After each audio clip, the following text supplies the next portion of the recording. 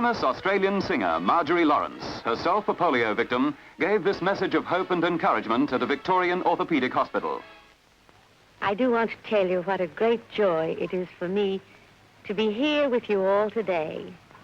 You know, when I was first stricken with infantile paralysis, everyone said it was hopeless and that I would probably never sing again and never be able to get around again.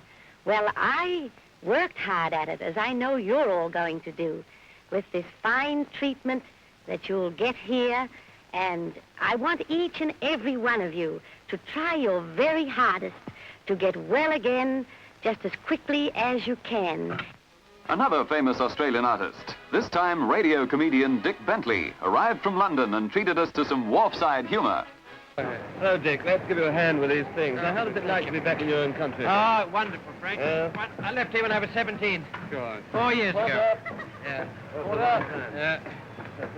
Hey, be careful with that trunk, not wanted on the voyage. It's got my wife inside.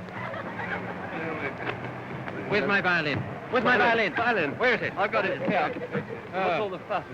What about the amusement on board, Dick? Did you have a lot of fun with the deck sports? No, they all had their husbands with them. But in 1951, there was very little humour on the wharves. Big Jim Healy, undisputed, tough, pipe-smoking boss of the Waterside Workers' Federation, had banned loading of ships to New Zealand. He was sentenced to 6 weeks' jail and fined on 4 charges of interfering with trade across the Tasman. Dr. Evatt took a prominent part in the legal proceedings that was to evoke widespread criticism, even from his own colleagues within the party. Extra police were on duty to control large crowds and demonstrators, including communist leader Jim Sharkey and other self-confessed communists.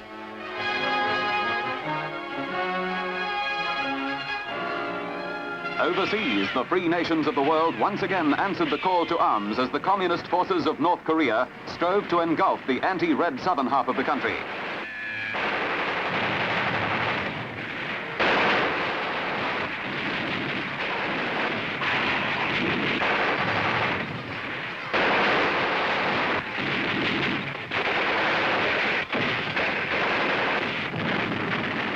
Australians joined the forces of the United Nations, and the 3rd Battalion, led by Lieutenant Colonel Ferguson, upheld the highest traditions of the AIF, winning an American unit citation at Kapyong.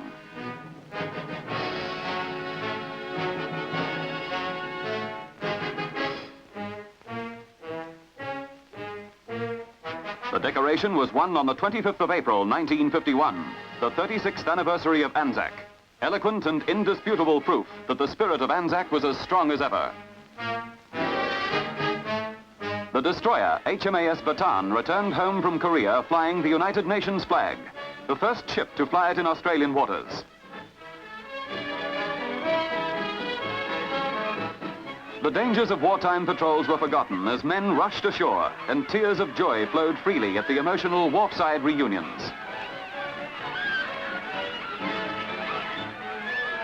With the possibility of a large-scale conflict developing over the Korean situation, national military training was introduced for youths of 18 years in 1951. Although the 98 days training period was considered too short, the Army still marched on its stomach. Weight increases averaged 6.5 pounds per trainee in this camp near Brisbane.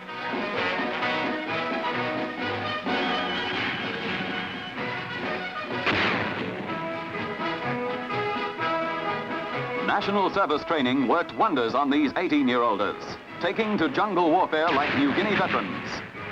Action in 1951.